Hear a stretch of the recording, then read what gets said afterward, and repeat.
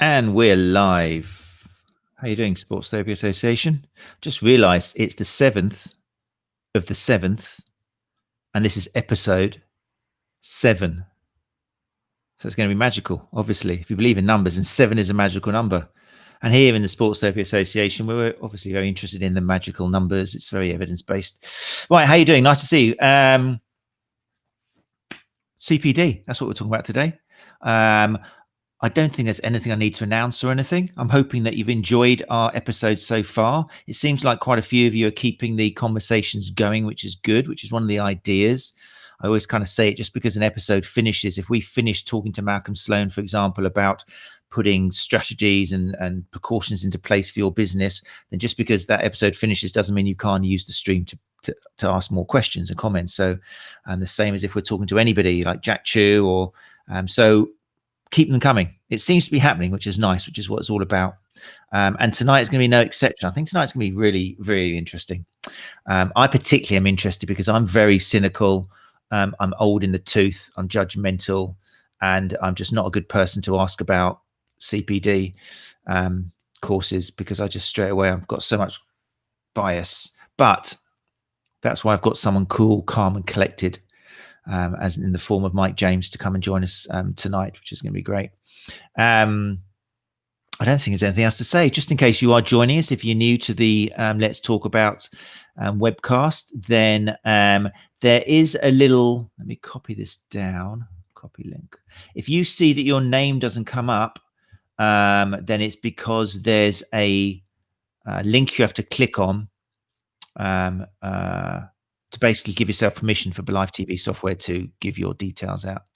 I can't actually copy and paste it into here, but if you scroll back, you'll see in one of the other sessions, it's faq.blive.tv/comments-issue. There you go. You can remember that. I will actually copy it and I'll put it on the screen.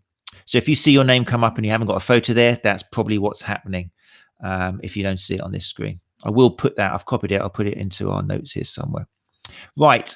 So we're talking about CPD. As always, it might get a bit heated. You might hear myself or Mike casting kind of doubts or questioning, hopefully politely, a course which you've done or you're really into. Hopefully not one that you give, but who knows? Don't know who's going to come in tonight. But that's what it's all about. It's all about critical, nice discussion, always remaining polite. So if you have got any views about a particular course, then introduce them gently. There might be someone on the course who just spent $1,000 on it. So you don't want to turn around and go, that was a piece of crap. Give us your reasons why you think that course might not work. The same way is nice and politely. If you think there's a course that does work, then explain why. Make sense? We're all adults anyway. I'm sure there'll be no problems. Right. Right. There we go. So without further ado, I'm going to bring up our guest, Mike James, for tonight. Here we go.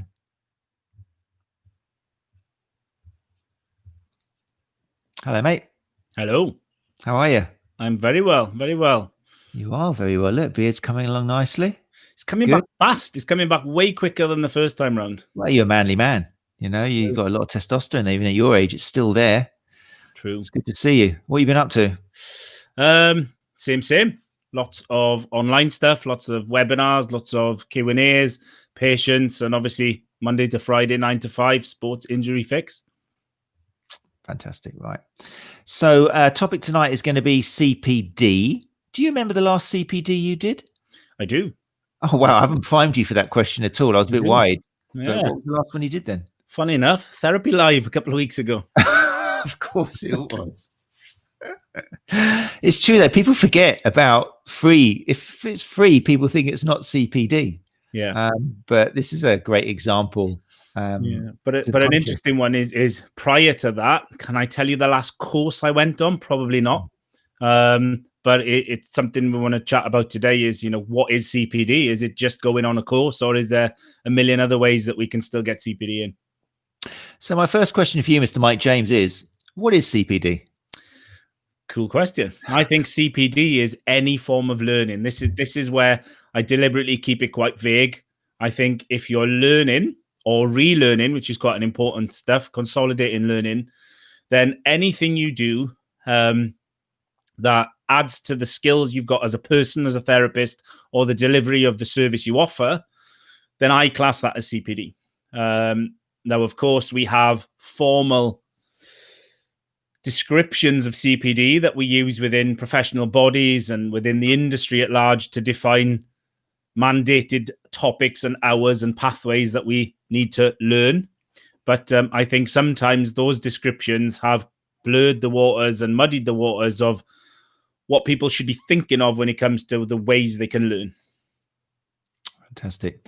So using that definition, Therapy Live was I don't just want to big up Therapy Live here, but Therapy Live, as far as you're concerned, was a good source of CPD? I think so. I think there's plenty of sources of good, high quality CPD. The difficulty is finding them in one place. So what I think was fantastic about Therapy Live, and everyone knows I'm biased on this one, but what I thought was fantastic about Therapy Live was the amount of high quality, easily accessible CPD all in one place. You know, we know that actually there was just too much of it. There was no way that anybody was going to be able to tap into more than a fraction of what was on offer on the day. But I think Therapy Live may have reset the markers for how we learn going forward. Fantastic. For people who are listening, if you do get sick of kind of us talking about Therapy Live, then you can say so. But it's difficult when like Mike and Jack Chu put out what they feel is the best quality CPD out there, then you can't do anything but kind of say, well, yeah, this is the best CPD we believe in. You would be a fool not to kind of mention it and talk about it. But tonight is, as always, all about people in the house as well. So if there was something in Therapy Live which you particularly found of use, because there was like 73, I think, presentations or something, and they might not all obviously be applicable to you or what you do in your clinic or not in your clinic or online at the moment. But if there's something in there which you particularly thought was great, then do feel free to mention it. I'm sure whoever the speaker is will be glad for you to mention it anyway. If there's something which you found wasn't useful, then yeah, the floor is yours, people. So feel free to leave comments as and when. Just saying hello to Matt Scarsbrook. How you doing, mate? Evening, oh bearded ones. Yours is coming along nicely as well, mate. Mark Nussey's in the house as well. Thanks, Mark. You're on 7 out of 7 now. Don't forget, when you get to 10, Gary is going to send you something fantastic. We don't know what yet, but Gary is going to be watching as well. So if you've got any questions which myself or Mike can't answer, then Gary is in the house and he's putting links in the comments as well, all about CPD. Here's the links to some training providers we don't accept for membership or CPD. Oh, interesting. Have a look at that. And so on. So until you do have questions, then I'm going to let Mike talk about what I've got prepared from question-wise. So Mike, going back to you for the moment, let me just hide those. Picture yourself. Let's start back at the beginning. Okay, so let's imagine you are a freshly qualified. We'll keep it a sports therapist for the moment because you are a sports therapist and a physio, aren't you? You've done your course. You've come out into the real world. You've maybe let's imagine you've had 3 or 4 or 5 months or something in clinic, and then maybe your professional association is saying, don't forget, you need to do some CPD. Without saying just go to Therapy Live, what would be some of the thoughts that go through your mind? What sort of ideas would you give a therapist if they ask you that question? What should I do, Mike? Yeah, absolutely. I think the first thing to be aware of are the easy mistakes that many people make.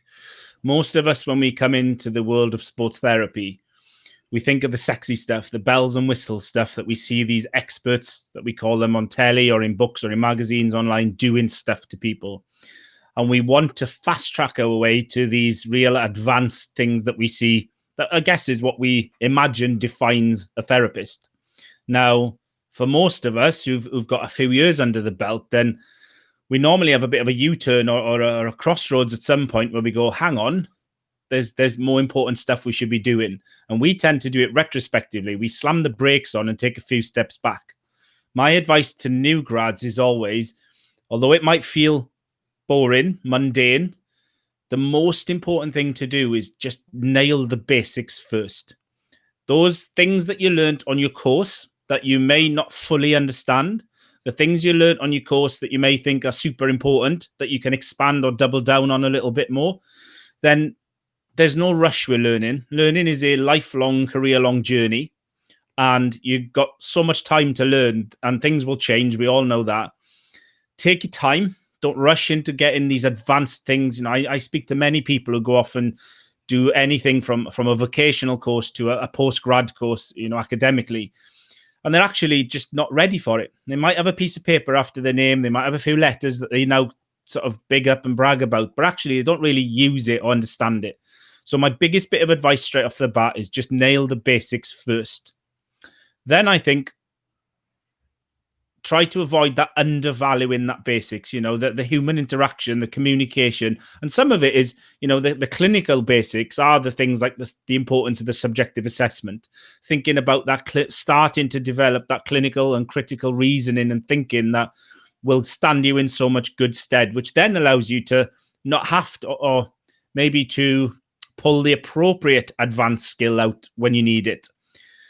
So don't overvalue those glitzy, sexy stuff, and don't undervalue the basics, but also have a real think. And again, most people here are hoping that I probably say a course or a qualification or a modality, a technique, because it's the best one. And we all know whenever we trained and whatever stage of our career at, we can all think of some of these that were the glitzy and sexy ones at a particular time. But I'm a big fan now of advocating to people about the non-clinical skills, the communication, the interaction, the listening, the active listening, things like motivational interviewing, going away and learning about exercise adherence, for example. What is the point in having masters in strength conditioning and every vocational exercise prescription qual you can have if you can't get someone to do those exercises? So rather than worry about the thing, worry about the why and how of stuff. It's much more important. Very good. I liked, because most courses we learn, especially as sports therapist, the majority of what you're doing is going to be technique based, isn't it? You've gone onto a very, very manual course. You've been shown loads of different techniques. You're testing, you're retesting afterwards.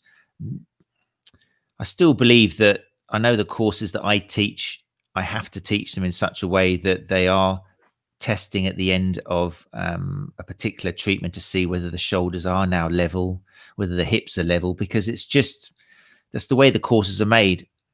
And it's kind of I always worry about how long a therapist needs to, like you say, be in clinic, seeing different people, realizing that the majority of their clients haven't got level shoulders or level pelvises, realizing they can't really feel those bony points which are supposed to be so accurate in the way of measuring. They can't. Half the people, they're just not there, or someone's overweight, or sometimes just other factors, realizing that most people haven't got the same length legs. All these little things, I think if you rush it too quickly after someone's just come off a course, you're just going to blow their heads up, aren't they? They need to kind of discover it a little bit themselves. But yeah, as a tutor as well, I'm really keen to kind of let people know, I know I'm teaching you this. I know you've got to see if they've got the same leg lengths, but normally people haven't got the same leg lengths. The normal difference is about 0.5 centimeter. So, how do you see it? Is it possible? Do you think it's necessary as well for new students or new therapists to have a little settling in time just to get used to see people? Or can they start reading things which challenge most of the information on their course already? They can definitely challenge things. We are in a world where the boundaries and borders to learning have come crumbling down. When when the likes of you and I trained, then you took that lecturer, that teacher's word as gospel because you had nothing to compare it to. I'm unashamedly happy to admit that back in the day, I used to write letters to academic authors because that was the only way you get a contact back. And sometimes they'd reply and sometimes they wouldn't. And then we evolved into emails and other stuff. And now we jump on Twitter and you can ask, question, challenge anyone in the world about stuff. The responses vary, obviously, but yeah, you should definitely challenge. And one of the biggest alarm bells for me is, as a new grad, if you're not starting of thinking to challenge stuff, and you don't need to challenge everything, but you certainly need to question most things, you might feel that you're being, don't walk into a busy clinic that's established and call out everyone and everything, because that's not the right way to go about it. But in your head, start thinking about it. And it's confusing and it's frustrating because you will think you've learned a certain way. And for new grads, don't be scared to follow those algorithms. Don't be scared to use the techniques and the systems that someone's taught you, because until you're able to develop your own template, then someone else's template is absolutely fine. But as you're starting to do it, then the only way you'll get a chance to start questioning things is to listen, learn, read, watch, speak to people, and then develop enough people under your belt. There's nothing worse sometimes than someone commenting on clinical things who doesn't have a clinical history with stuff. That's not to say a 1-year graduated therapist isn't within their right to challenge stuff, but we all probably know those, academics amongst us who have never really seen anyone, but they question people because they're throwing this research evidence base at someone without any real world experience and evidence base.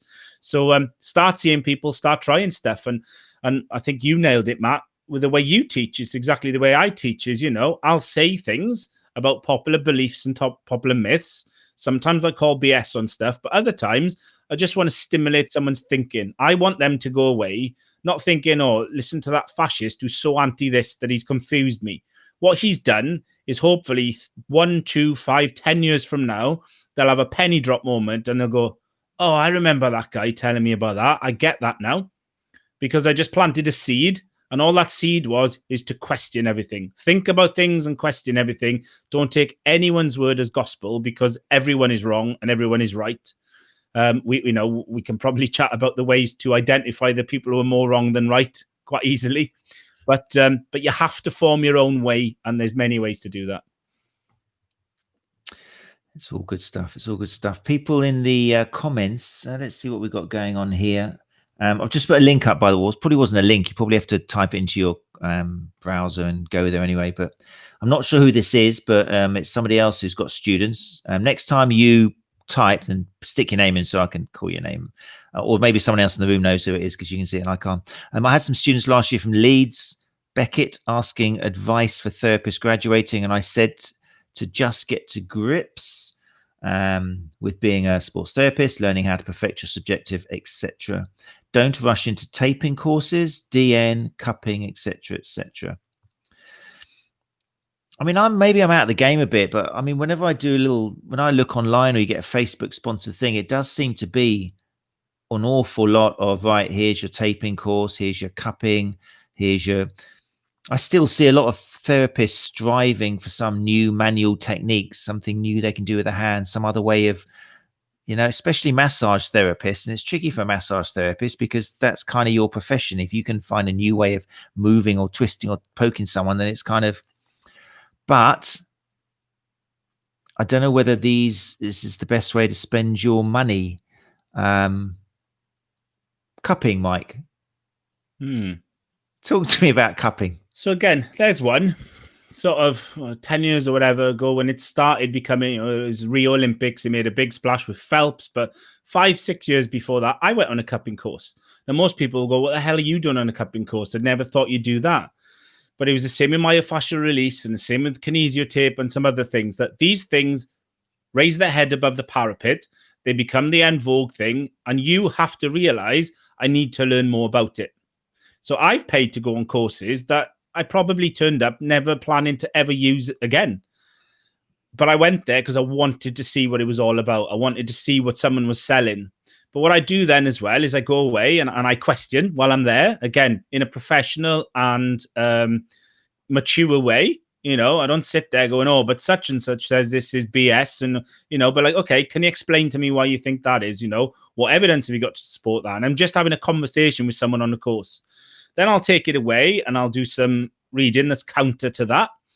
And then, I'll form my own opinions from it. Of course, you'll meet people who've got really strong opinions, but every technique and modality for and against.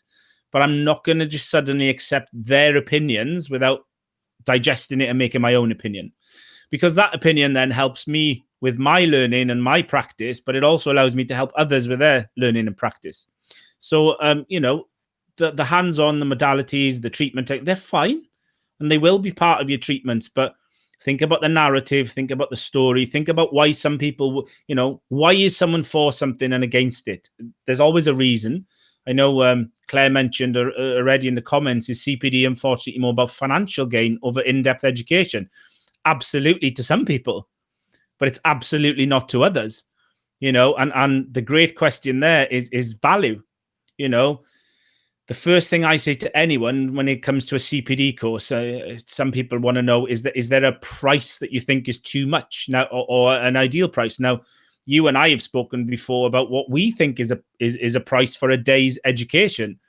And of course, I've got numbers in my head, which I just think are too much or too little. But at the same time, what is the value to you? If that course or webinar or whatever it is the most essential thing for you to develop your business now, then you should see the value in that course. And again, some of them are treatment ones.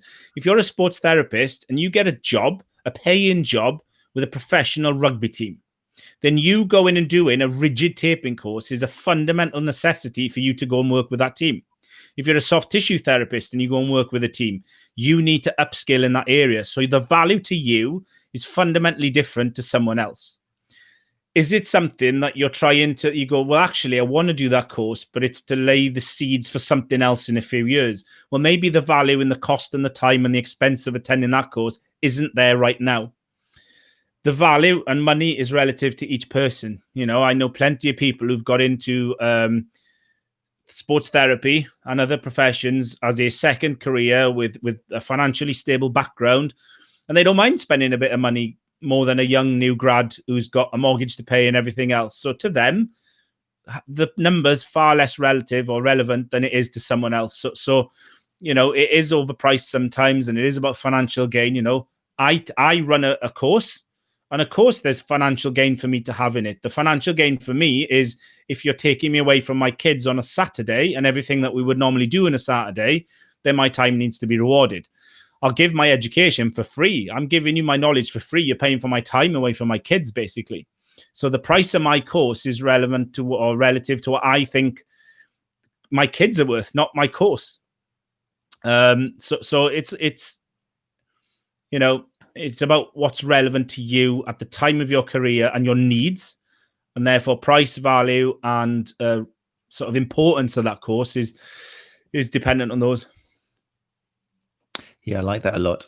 I like it's true. If you are looking after a sports team or something, then if you turn up there saying, you know what, your taping is going to become loose and be ineffective after 10 minutes, just go on the pitch. Yeah, you'll last there 30 seconds if you manage to get out alive. I like the idea of actually, if it's not too expensive, then going along to a course just to challenge your biases and actually be able to turn around and say, yeah, I went on that and I listened to them. I listened to how they were explaining it. That's still good for you, even though I like it. Nice one, Mike. I'm so glad we had you on for this show. Much more intelligent than me when it comes to this. We've got some interesting debate going on in the background here. Matt Skarsberg has brought up a question here. I'll read it out for those of you who are maybe just listening. Or here's a cue for some point this evening. Do you think CPD courses, specifically those teaching techniques, should have some form of minimum entry requirements and possibly, more importantly, some form of assessment that needs passing at the end? So what Matt's suggesting there, that what people who aren't ready to do this course should be discouraged and not allowed on the course because they haven't got enough experience. I suppose that's the first point. And then some form of assessment that needs passing at the end to show that. What do you make of that? Yeah, so again, I'm so boring with my answers. It depends. In an ethical world, in a moralistic world, should someone be able to benefit from that course by coming on it? Absolutely. So if you have a minimal level, then that's great. But again, we've already chatted that would rule out making money for some people. So why would they put it in? The second thing is if you put that in, what's your line in the sand? We all know, one of the things that annoys me more than anything in this industry is when they say, the first job requirement is 5 years experience, must be graduated for 5 years. I know some absolutely rubbish therapists who are 5, 10, 15 years qualified, who I wouldn't let them touch my dog. And I know some people who've been graduated 6 months to a year who I would put my mum in their hands without losing a second's sleep. So what are the levels you give them? Potentially, I guess, in the soft tissue world and in the hands-on technique world, then that may be a simpler strategy because of prerequisites. But in some of the other ones, I think it'd be impossible. what I like sometimes, and we've all done them, we've all done those courses where there's this exam at the end. All that is a check understanding that you've learned what they were trying to get you to learn. You know, every course these days has to have objectives, has to have key indicators of your progress. So there's only one way to meet those needs, is to measure them. So that's fine. Most of us just understand, you know, I remember many years ago, a really relevant course was the FA diploma course for working in football. But it was a fantastic course for anyone. And at each of the modules finished with a real mock walk into the changing room. There's a player on the floor and you have to go through this sort of practical / Viva exam. And it was tough. It was a horrible exam. And it would never, ever function like that in the real world. But I left those weeks with a damn sight better understanding and consolidation and what I'd done in that course than if I hadn't done that. But we know that some people have different learning styles. We also have different check understanding styles. So some people just don't like exams. Some people love them. What I think with them is why have they got those in? You know, if it's a brand new technique and a brand new course, then you don't need it. You know, Rock Tape are brilliant with their taping courses. They fundamentally understand that everyone's going to tape differently. So why would they test you on a specific technique when their whole course is about, here's some ways we do it, but fill your boots and do it your own way, because we're teaching you the concept of it. So it depends on the course. You know, my one-day course, for example, is much more about stimulating your thought and your thinking and making you appreciate the principles of working with endurance athletes. My course would look absolutely stupid if the end of it ended up in a course, in a test of some kind. It would also look fundamentally stupid if I had a prerequisite for someone to come on my course. So it's definitely, it depends on the course, depends on the person. What I would say is don't necessarily think it's a bad course if they don't have them, and don't think it's a good course if they do have them, because everyone's got different reasons why they do what they do. So hopefully that's, if you've got questions based on what Mike's just said, then feel free to answer. But yeah, I agree. Ditto. Some very valuable pieces of advice there. It is tricky. How can you, yeah, I'm not quite sure I understand what you're saying, Matt. I don't understand how you can, someone needs a certain amount of time before they can get on to do that course. I mean, sometimes the coin drops very quickly with some therapists with regards to critical thinking, and hold on, that doesn't make sense. Isn't it just the nervous system that's making this change? It's not my hands. I haven't got enough strength to change this. And it just, they understand it very quickly, or maybe they just, because a lot of the time when we have to learning to learn, and especially to take quick turns, not necessarily throwing everything away, but to take quite violent turns into different ways of thinking. Often one of the biggest obstacles is actually being annoyed and then sad, and then feeling, oh my God, everything has changed and I'm worthless, and imposter syndrome comes along. And it can be very challenging for some therapists. So I think sometimes discovering, if somebody is having problems choosing what CPD is best for them, then I think they need to do a course on critical thinking, looking at research, looking at evidence, understanding language, understanding logical fallacies, understanding marketing, because that's what you need to be able to see through some of the blind kind of descriptions and adverts and things which rope you in, and all these kind of retest. Look, now they've got hamstrings all the way up here, and isn't that amazing? All I did was put my finger inside their cheek and tickle their. You've got to have that critical thinking. So I think there needs to be more courses which help therapists choose CPD. Wouldn't that be a great line? That'd be amazing. The first course you do coming out from qualifying is, right, how to choose CPD. It would just have to be run by someone who hasn't obviously got that whole bias thing going on. Yeah. But again, there's, the STA group, the sports injury fix group, everything that we have at our disposal on social media right now, that's the unorganized, informal way of selecting your CPDs. Now, we know that there's certain people on it who are shouting louder than others about doing their particular courses, but there isn't a list or a strategy for everyone's course, because we all have different careers and our learning journey is individual.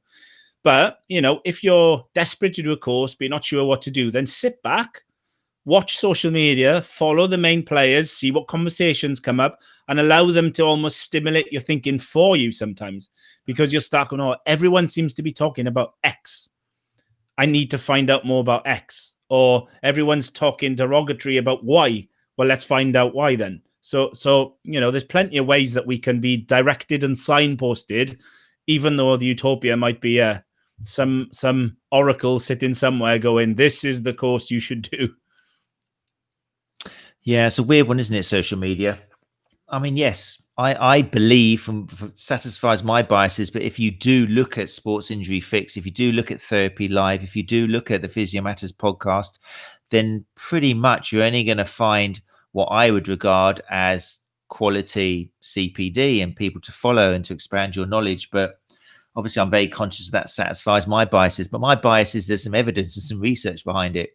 So I would kind of think that that's the only way to go. But it depends. I'm conscious. I still would love to go on a course that would change my direction a little bit. I haven't managed to do it for quite a while now. I don't know whether it's the same as trying to discover some new type of music which totally sends you over the edge. I don't know whether they make any more. I think it all ended with a certain few artists, but I would love to find a course which would just make me go at a different angle. But it hasn't happened since Greg Lehman, since Paul Ingraham, since these people who I kind of have on the podcast. No one else has come along to change it. But again, I think the courses sometimes shouldn't be one-time deals. Someone like Greg, I know plenty of people with Peter O'Sullivan's course as well. There's people the course they do every year is to go back on that course, to refresh the learning they had and challenge the challenges. Human nature will always dictate. If we walk into a sweet shop or an ice cream shop, whatever flavor we think we're going to try today, the probability is we're going to go for the one we like the most. And learning and CPD are the same. We're going to almost always default to the ones that either fit our biases or lend us to the career path that we want, not the ones that challenge it. So it's tough. It's really hard when you've got limited time, limited money, limited expenses and resources to get to these things, to force yourself sometimes to go on something that doesn't fit your bias. So, and again, that's why I think there's so many easy, free, cheap ways people can do it that we don't, we've talked predominantly so far, and this is something I was keen to bring up. The second we've mentioned CPD, the conversation has shifted with us and with the comments to courses, because that's our traditional belief that CPD has to be a course. And to me, that's the resounding success of Therapy Live. It's proving that you don't have to go to see someone. There is obviously and always will be a place for that. But if it's about challenging your biases and you've got a trepidation to do that, or again, doubling down on your biases, then any course that you've done before will either have paper or electronic notes and handouts. Reread them. This bookshelf behind me has got stuff I did 15 years ago. I need to reread them, either because I'll have 15 years more mature thinking when I read them, or I fundamentally won't agree with them. That the whole world at large will have changed their opinion on them. There are blogs, blogs get absolutely battered, but yet there are some fantastic blogs out there. You mentioned Paul Ingraham right now. Pain Science is a blog. Yet it's probably one of the most trusted resources we have in the industry right now. So don't worry about what people's generalizations are of stuff. There are so many ways to learn. There's online stuff, there's things like this. This is CPD, Matt. We're doing CPD for people now. We're making people think. And because we've taken our hats off and of thinking it has to be a course, it has to be in person, and you have to learn a skill out of it. The skills you're learning tonight, hopefully, are to critically think and think slightly diversely compared to how you may have in the past. Speak to colleagues. The Sports Therapy Association and Sports Injury Fix are bloody brilliant at the networks they develop. You've got a peer group at your disposal where you can chew the fat with people about anything, clinical or non-clinical.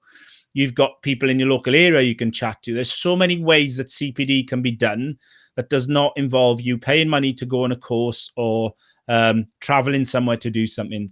As I said at the start, my definition of CPD is anything that helps your learning journey. So think about that. You've got journals, you've got forums, association pages, all of those things. Get yourself a mentor, get yourself a coach. I'm sure there's plenty of people who I've got probably half a dozen people right now, therapists of all different flavors and backgrounds, who've just reached out to me over the last couple of years and said, Mike, can I pick your brains now and again on stuff? And because I'm so rubbish at running a business, get in touch anytime you want. And I spent hours chatting to people about things. I guess it's all CPD, Gary, and I'm not saying it because we're on the STA, Gary's brilliant at letting you guys realize that you can accrue CPD in a multitude of ways. Certain associations, certain professions are terrible that you have to literally log the course and the hours and the date and all of this stuff down. But that also brings me on to my next point of people are stuck with this mentality that CPD and learning has to be something that evidence bases you in a skill way or in a hours logged way. I learn, one, because I do enjoy it. I'm a bit of a nerd when it comes to learning, but I want to be better for my patients. I want to be better for the therapists that I work with and deal with. But also, I learn out of fear a lot of the time. Most of the hours I spend learning are fear of becoming stale and outdated.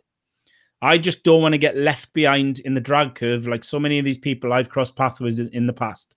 So you learn for you. Yes, it helps with your CPD hours. Yes, it helps with skills and your CV, so to speak. But learn for your patients and you in a way that doesn't always have to be more documented or well-referenced. Great advice. Yeah, definitely. It is kind of almost one of those luxury items you learn about in economics if you study economics, where you think that to get quality information, you're going to have to pay for it.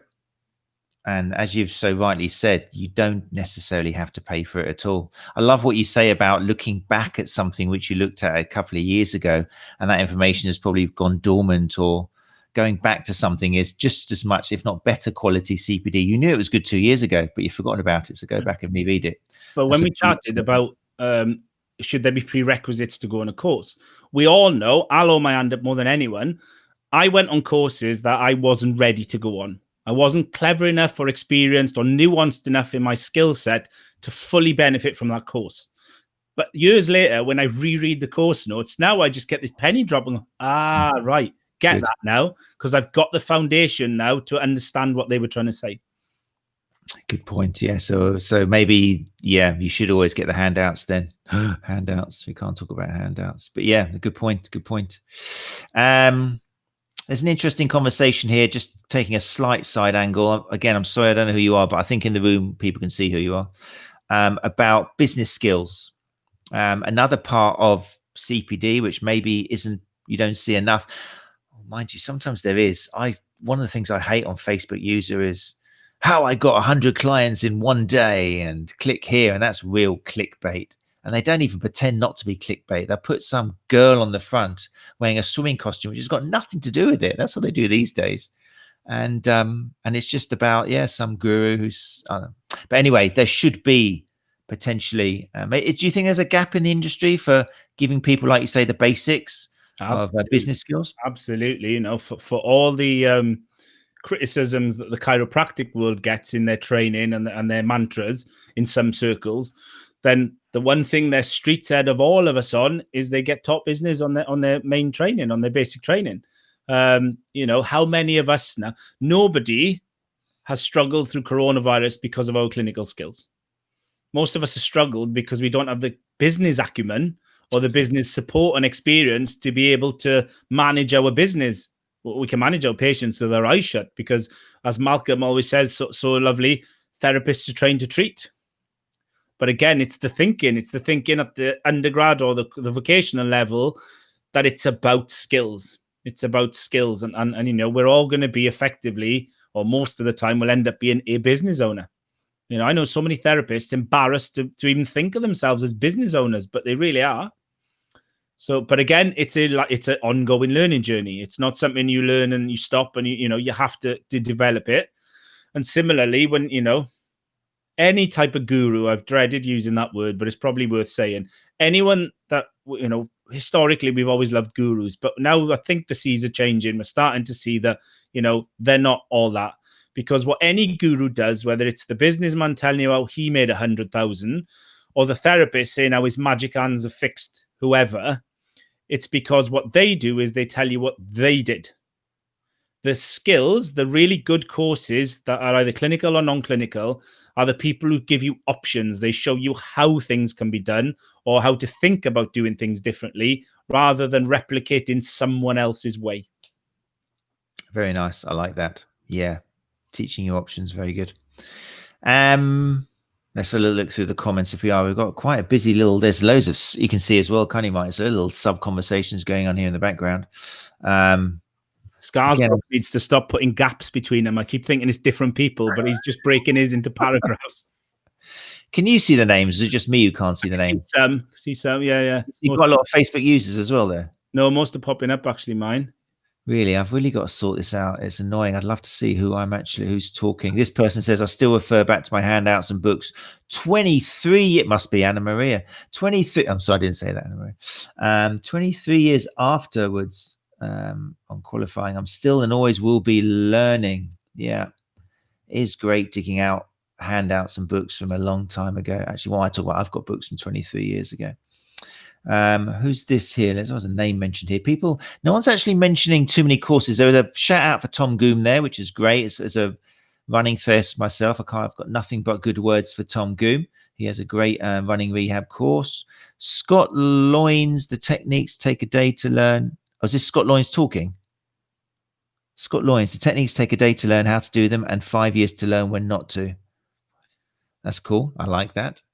It's a good t-shirt. Like CPD can often be given the same context as learning to drive. We do a course, and at the end of that course is a test to make sure we're safe. But none of us drive well for the first 5 years of our lives. We make loads of mistakes. We don't understand the nuance and the context of it all. So, yeah, that's a brilliant comment.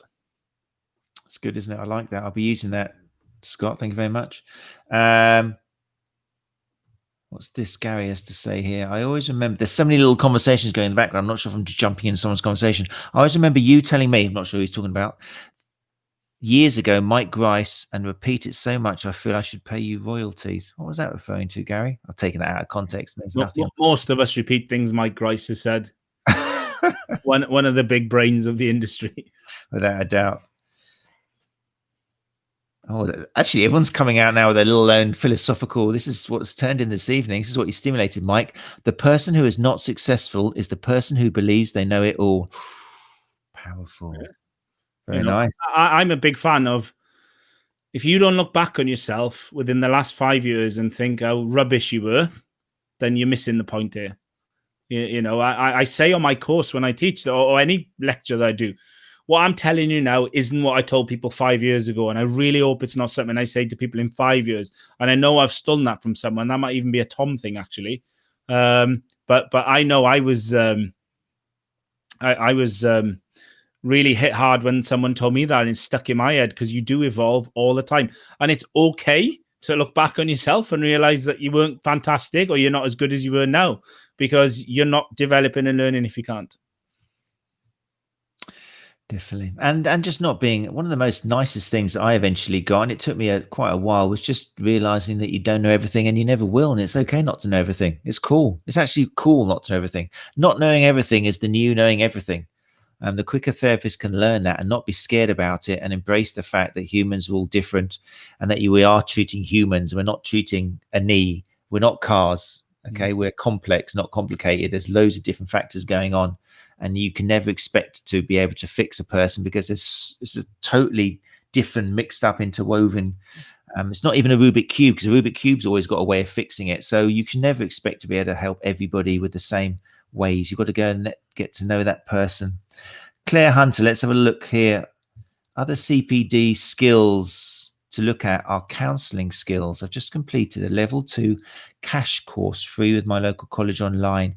Better understanding and communication with clients for when returning to work. I think degrees maybe include this. This is something you mentioned earlier on, Mike, and I'll let it go for the moment, but it's something I'm very passionate about. And I don't think there's enough of it. Communication, isn't it? We know that therapists have moved from what we interpreted as like operators, to quote Silvernail and we're not operators anymore. We're facilitators. We help people as much with what we say as we do with our hands. We show them that they can move and that they can have confidence and stuff. So that means that we need to learn how to teach, how to educate people, how to realize, to celebrate diversity, inclusion, all these sort of things you learn as a teacher. We need to be teachers now. So what Claire says here about counseling skills is interesting though, isn't it? Because do we get into a problem here? Because you're always taught on courses never to cross professional boundaries. And one of the big ones is if someone is having an emotional problem or start crying in the clinic and stuff, which as sports therapists, I think we all eventually witness, knowing when to kind of not be a counselor. But I would say that our profession more and more now is actually getting the skills to be that. I wouldn't use the word counselor, but someone who understands people, listens, has the experience. I mean, what we see so many people, and being a good counselor is about seeing different people and learning different ways of communicating with people. So is there, for you, Mike, a question, is there a danger when Claire talks about the importance of communication and counseling people of coming out of your professional boundary? Or do you think it's a case for sports therapists to realize that, hey, if we're making people feel better, counseling is part of what we do? And if so, should we therefore be doing more CPD on those lines? We should definitely be doing it. We, any of those human skills stuff, we constantly tell ourselves and each other to see the person in the patient, not the patient or the injury. But actually, we need them to see the person in us. We're not just the sports therapist in front of them. We're Mike, the sports therapist, or Matt, the sports therapist. And they need to, that's what builds the rapport. There's absolutely danger and a problem if people do overstep the mark. Some of the times it's unintentional and sometimes it's not, unfortunately. But there are, if you go and do a course in any sort of psychology, then the first thing you need to tell someone is, I'm not a psychologist. I do a nutrition module on my one-day course, and I have done a nutrition course, but I'm not a nutritionist. So I caveat it with, this is my understanding from the evidence base and from working with professional nutritionists. And therefore, take all of this with a pinch of salt, and I can signpost you to people who understand. But most of the time with the psychological skills, then it's more about the non-actionable stuff. It's about how you develop your listening and your body language rather than what you say with your mouth. So I think from that one, it's obvious how you'll overstep the mark. I try to, things like mimicry and listening and body posture. They're the things that I've taken big lessons from in the counseling world and the motivational interviewing world, rather than the things I say or what I do with someone. Yeah, I think and I still think there's a bit of a gap in the market for things like that. I remember back in the day, it was very much, I've forgotten Mike's second name now. No Pain Mike. Mike Stewart, of course. I mean, Mike Stewart came and did way back one of the courses in Brighton in my clinic. And it was great because I remember he was coming. It was all quite fresh. He'd just done the first therapy live as a speaker there, and I was speaking there. And it was all kind of quite new, this idea of how catastrophizing and not calling, maybe using certain words. And he was coming to do one of his workshops in Hove. And I remember looking around the clinic and it was all ready. All the chairs were out, the screen was there. And then suddenly looking around and seeing posters.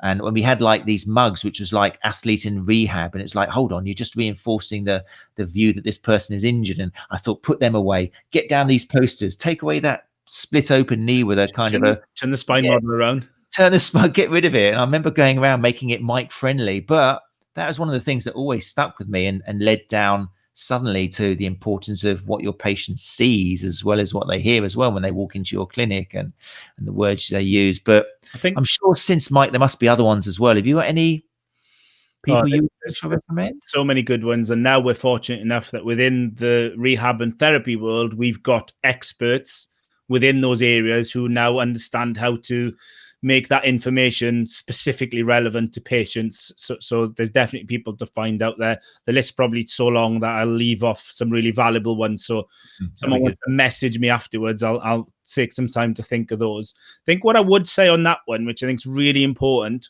rather than people, I think it's pretty obvious how you would overstep your professional boundaries in the application of some of these skills. But what I want people to really think about is don't be closed-minded about your professional boundaries when it comes to learning. Definitely overstep your professional boundaries in where you go to learn and who you learn from. Because we all sit there thinking, I have to learn from these people, when there are so many allied health professionals and medical world people that we can learn from, whether that's patients or other professionals. So really expand your boundaries when you're thinking where you can get this learning from. But of course, when you apply the learning, be very careful and rigid in your professional boundaries. Yeah, it's an interesting one. I think, I'm always worried about level 5s. I mean, I've taught level 3, level 4. I've done level 5 myself way back when with Gary and stuff. But if anything, I think a level 5 should be, as I think some courses now introducing it, it should be more about that, about the communication, about understanding people. You've worked with people now for 3-4 years. Let's give you some skills about understanding people, like you say, the body language and the different ways of getting points across, understanding people from different backgrounds and cultures and perceptions and stuff. That's really what, for me, a level 5 therapist needs to be studying. A lot of the biopsychosocial stuff, rather than what I've seen in the past. Level 5 is right. We got an amazing hands-on technique for you. It's called this. It's got an acronym, and we're going to call it this. I'm yet to find. Well, I think I found one or two, but for me, that's what level 5 should be. The better therapist you become, the less the courses you do, I think, should be involving your hands. It should be more about using the mouth and the mind, and building on. Within the physio world, when we first brought out the extended scope practitioner, the ESP, then the prerequisites or the qualifications for that were skills that you did outside your remit. So, sonography, injection therapies, all of those things, prescribing of medications and stuff, they became this extra thing. And that's very aligned with this whole super sort of therapist, super skilled therapist. The APP now and the sort of consultant level therapist, it's about the thinking side of it. It's about how they analyze, appraise, manufacture the development of relationships with people, not just patients, but people on the whole in the industry. That's where that level 5 needs to be going. It is, there should be large chunks of the level 5 course that your hands should be probably sat in your pockets or scratching your heads rather than on a patient's body. Yeah, I would agree, definitely. Fine. Right. So let's have a time is ticking away. Let me just give some time to people in here. Hazel's had a nice little comment here, which I totally agree with. One of the positive things we talked about to come out of lockdown, although I understand for a lot of people it's been a nightmare. But yeah, I think lockdown, says Hazel, has been great for making me search out blogs, webinars, etc., and really question what I do and why. Some of the best bits of CPD I've ever done have been free and easily accessed via social media. There we go, Hazel. Exactly what Mike was saying earlier on. So that's cool. Thanks for sharing that with us. What else we got going on here? Oh, Malcolm's in the house as well. See, Malcolm's name doesn't show up for me. That's weird. But yeah, Malcolm has put a link there for anybody who has got questions, particularly about the business side of things. And Malcolm, I'm biased, but I would definitely say is your man. What else we got? So look down there. There's nothing about counseling. What's Russ said here from Jim Gare? I'm taking a gamble here, but I like Russ. So here we go. Another great course on communication is Kathy McDonald's The Art of Communication. Yeah, so these names are coming out now. This is good. Learning how to talk with clients is very important. It's something I wish I'd focused on earlier in my career. I mean, as humans, we learn that, don't we? Kind of, especially when you've got kids, the importance of how to talk and how to, influence people and treat them. I was going to say, Matt, my kids who are now 8 and 5, they've been the greatest learning skill I've ever had in communications, but they're the most expensive course I've ever done as well. That's a good point. Yeah, it's a really good way of looking at it, but it's kind of true. Yeah, that's great. What else have I got here? I'm sorry I haven't got any of these names coming up. Being personal and showing yourself, I think, is the best tool to sell our services to build trust. Yeah. How many years does it take some therapists to understand that? Jenny Richmond, you won't regret it. Oh, no, that is something for Jenny Richmond in the... Okay, that's someone talking to Jenny Richmond. I thought it was someone recommending Jenny Richmond. Hide that. Let's have a look. Feel free, Mike, if you see some as well. There's quite a lot there. If you want to pick someone out because you think there says something. Yeah, Sharon here is always an oracle of interesting and useful information. CBT helps the client own the problem and develop coping skills with education. You lead to positive incomes. Very useful with online consultations. Help them themselves. Less hands-on, less magic hands. But I guess that's something where you need to have studied and, not crossed the boundaries to start offering assistance like that. I mean, I for years have had people, if I have somebody who I think needs some kind of psychological counseling and help, CBT or some other form of therapy, then I work with them and send them straight away. But I think the more we start working with people as opposed to just an injury, the more we start encroaching on those. And when you're getting someone to open up, you can't get someone to open up and then cry and let you know, actually, the reason that I have got this pain is because so and so happened when I was 10 years old. Boom. Oh, well, in that case, you need to go to this person. Thank you. Bye-bye. It's kind of weird, isn't it? We need to broaden what we do now. We've got these skills, this empathy, this trust. I think it's a wasted opportunity. We need to work with other people, but I think, like you say, our skills, particularly in level 5, need to be broadened. The Honest Physio, says Anna Marie, released a great workbook on pain specifically for patients. There you go. Honest Physio always has some great stuff. That's great. I read it as well. Yeah, it's great stuff. I love following Honest Physio. Do you remember the Angry Physio? Is he still around? Did anyone work out who that was? No. I'm not talking about Meekins. There was actually an Angry Physio who just put it on themselves just to say everything you wanted to say about patients who come out with stuff. Thanks, Anna-Maria, for that. That's good. Right. It's 8:57. Just checking if there's anything else here which is worth bringing out. Well, it's all worth bringing out, but name your top podcasts other than your own. I mean, it's podcast, we haven't mentioned it much, but a great form of CPD. Jesus, I've got to stop saying Jesus. It really is. I've noticed that today. I've heard myself. Wow. Podcasts are a great form of CPD if you get the right ones. They're lovely. You can listen to them. It's a great way of taking information in. Mike, without mentioning One Chat Live, of course, have you got any personal favorites which you like listening about? So this is a classic one. I got dozens. My phone has like literally 50 plus podcasts. So I'll comment later on in the box. I'll put some images and pictures of the ones I recommend. Same applies. Make sure you challenge your biases as well. Don't just listen to the ones that flick your switch. Matt's one of the first ones I download each week, but there's other ones I need to listen to which make me uncomfy sometimes, but I have to.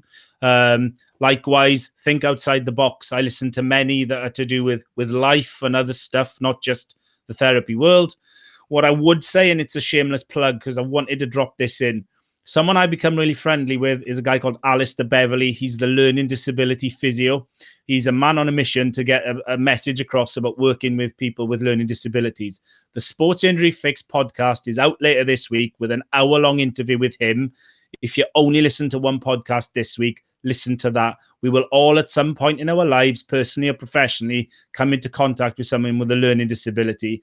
And there's some harrowing and shocking accounts that he shares on there, as well as some golden nuggets about how to work. And I fell in love with him because it challenged my biases. I wanted to learn about something, not because I'm going to work in that area, but I knew it was something I had a knowledge gap on. I did not understand that well enough.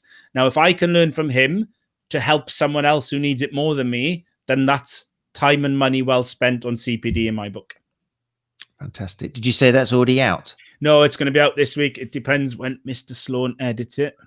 All right, Mr. Sloan. Because you've just had another one's just come out, hasn't it? Yeah, we've got it. Well, for once, we've got a backlog. I was going to say, yeah. I can't remember right now. So, yeah, Paula came out the other day. Yeah, Paula's out. I've still got that in my playlist to play. We've got one due as well, which is Malcolm and Andy Hosgood over on the COVID-19 group. Yeah. We've got Alistair, and we've got other ones recorded as well. Wow. Pushing them through. Right, gang, look, it's coming to an end, I'm afraid. There is a reminder here from Gary to... It's disappeared. God, people stop typing for a second. Where we got? Gary, there we go. Boom. Everyone check back tomorrow as we will be drawing some winners for Therapy Live content courtesy of STA, Sports Injury Fix and Therapist Learning. So, yes, if you haven't seen the post, then there is a chance to watch all Is it 73, Mike? You uploaded them, didn't you? Yeah, there was 73 sessions, but we've got 72 recorded. We have to, one didn't make, Mary O'Keefe on the day wasn't done. She's going to record it and upload it another time. So I've got it written down. There's 72 speakers, 90 odd sessions, hundreds of hours of stuff. It's basically 68 pence for a session. And, you know, we selected what we class to be clinical gold. It's in the streams. It covers a whole span of stuff. There'll be streams that you go to because they are your absolute bread and butter or your niche. And there'll be ones you can go and visit when you've got nothing else to do to just learn about something you don't know about. Brilliant. So fantastic, huge opportunity there. And it's all linked in. Just look for the links that Gary's given you. Somebody's got to win it. So it may as well be you. And it is, there's enough CPD there. Talk about CPD. There's enough for you to be getting through there for a long time for not to have to worry about paying anything if you get that. And if, like you say, it's like 50 quid, 68p a person. And I hear myself saying it like I'm trying to sell you something and I hate it, but it really is gold. Okay. It really is. And a couple of posts back in the open group, as alongside Gary's generous offer for the STA sponsored ones, then we will be at SIF and at the Therapist Learning ourselves. We'll be giving away 3 of those £50 packages to STA members. It's a couple of hours ago in the group. I put a post in. You just need to comment and tag someone else in it to get Gary to choose the 3 lucky winners. Fantastic. Right. As it's the 7th of the 7th, and it's episode 7, rather than chucking you down to the lobby, Mike, I think I'll have you close the show.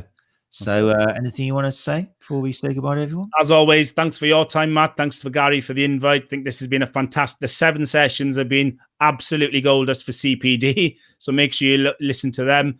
My last plug, my last link, there's been lots of questions since Therapy Live, whether we've changed the landscape of learning. We have, but not in the way many people think.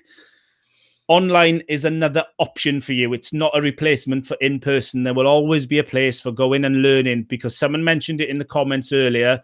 You get as much out of a day's learning from the conversations you have with other people alongside the teaching component in the breaks, in the tea breaks and other stuff. There's a blog on the sports injury site that we wrote last week about the future of learning. I wrote it. I'm quite proud of it. I think it's worth tipping your hat to just get an understanding of how the learning landscape probably looks for us moving forward. Great. Well, there you go. What he said, gang. Next week, I think it's me next week in the hot seat. I think Matt Scarsbrook, who's been desperately trying to get his comments up on the screen. I'm sorry if I feel like I haven't put you up much this week, but next week Matt gets the opportunity to talk to me about everything running. So it's going to be, I think he's going to ask a few personal questions which aren't about running, but I've given him free rein. So particularly if you do work with runners and you like to put some evidence back into running injury performance, then I will be spouting out loads of wonderful things about that next week and giving a chance for Matt to ask me some questions, which I'm looking forward to. Mike, thank you so much for giving up your time. Everything you do, the work is fantastic. And I look forward to, I'm sure we'll be speaking again very soon. Everybody else, keep the comments coming. There's loads of links that have been put in there. Keep the conversation going. If you do some CPD and you really rate it, if you find something, stick it in here. Make this a little kind of continuous kind of post now about CPD, which we can come back and add to. Right, take care. And we'll see you same time next Tuesday. Cheers, Mike. See everyone. Take care.